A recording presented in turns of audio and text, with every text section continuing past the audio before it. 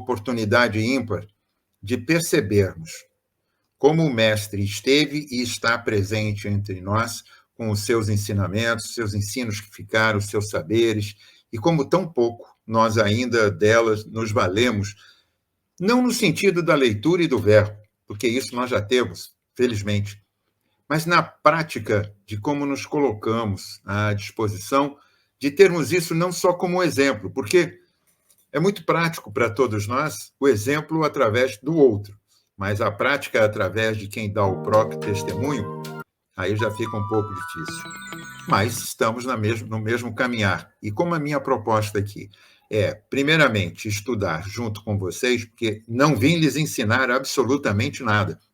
A minha proposta é poder compartilhar com todos vocês essas reflexões que são feitas à luz da doutrina espírita, hoje, particularmente, à luz do Evangelho segundo o Espiritismo, o capítulo 20, que trata os trabalhadores da última hora, ou a parábola dos operários, que é Mateus, que está em Mateus 20, de 1 a 16. Essa é a referência que eu posso dar pedagógica. Agora nós vamos entrar na titulagem. Eu não sei, eu vou fazer uma interpretação rápida para que não tenhamos muito tempo com a leitura.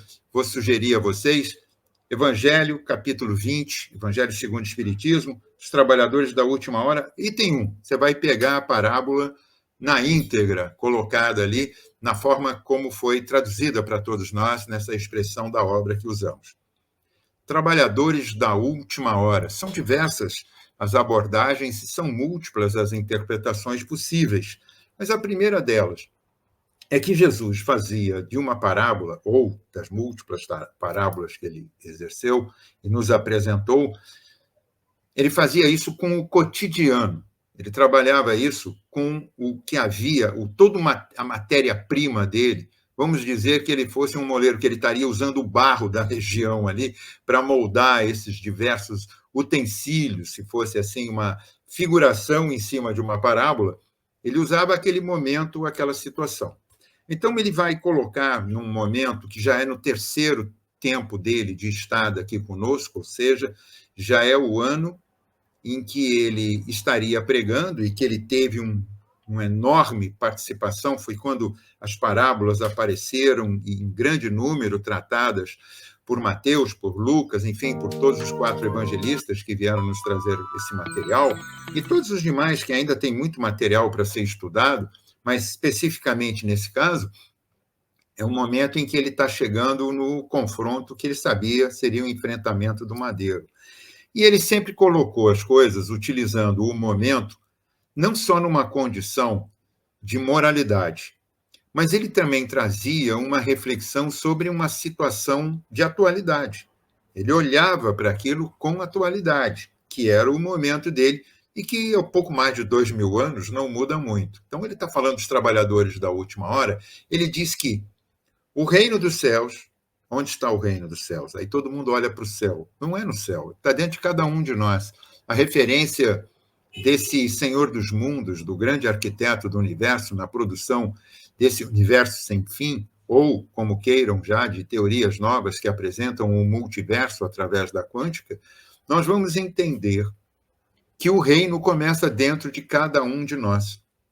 Ele já está contido na formação de quando, criados simples e ignorantes, chegamos aqui como espíritos experimentando os labores da matéria, fomos evoluindo compativelmente com a nossa necessidade, como espíritos que somos, recebemos corpos que foram se atualizando.